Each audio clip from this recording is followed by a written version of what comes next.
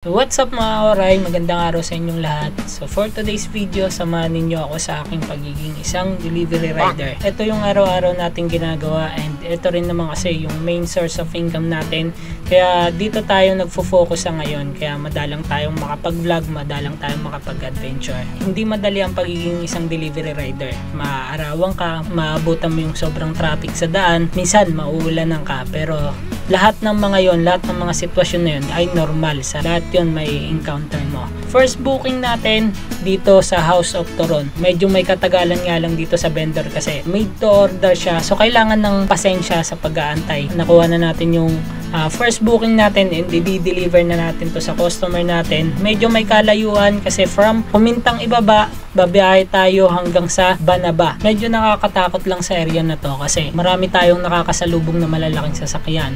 Mga truck, mga bus. So yan yung mga makakasalubong natin dito sa diversion. At yun na nga, nakarating na nga tayo sa ating first customer. Ito na, ibibigay na natin. And syempre, paalala ni vendor para sa customer, kailangan nating ipaalala yon. Pabalik na sana ako ng tambayan pero may nakita akong puno ng rambutan na sobrang dami ng bunga. Kaya naman sinubukan kong humingi sa may-ari at good thing naman, napakabait ng may-ari kaya binigyan tayo. Syempre may konting hiya kaya naman 3 piraso lang yung hiningi natin na bunga. Unang tikim, gusto ko sanang ipagmayabang, yun nga lang syempre nahulog. Pangalawang prutas nabubuksan natin ay hindi ko na ipinagmayabang, baka mamaya mahulog pa. Shout out kay kuya na nagbigay sa atin ng prutas. Pangalawang booking natin, so dito naman yon sa McDonald Diversion. Napakasarap mga kawaray ang mag-deliver, lalong lalo na kapag halimbawa sunod-sunod yung booking na pumapasok sa'yo.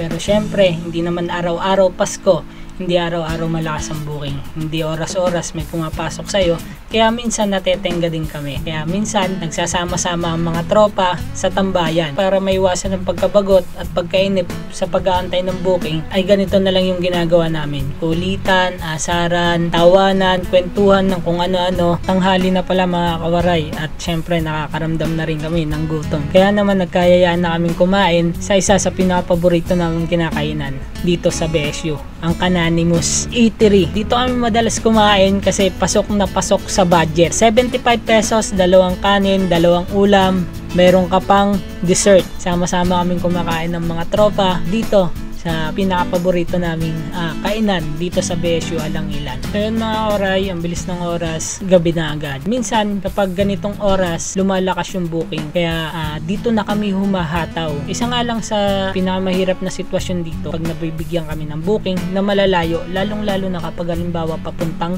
pabundok. Yes, meron kaming mga booking na i-deliver pa namin sa malayong lugar, lalong-lalo na sa liblib na lugar. So yun yung isa sa pinakamahirap na sitwasyon para sa amin. Dito nga pala sa Batangas, hanggang alas 12 lang ang pagdi-deliver. Kaya naman pagpatak ng alas 12 ng hating gabi ay wala nang booking na pumapasok. So yun mga kawaray, uwian na. So kahit pa paano, kumita naman kami. Tulad ng sabi ko, hindi araw-araw malakas ang booking. May pagkakataon talagang sobrang hirap makakuha ng booking. Nakadepende pa rin naman kasi ang kikitain namin sa mga customer namin na o-order. Kumita man ng malaki o kumita man ng tama lang, malaking pasasalamat pa rin na kahit pa paano ay kumikita kami ng pera dito.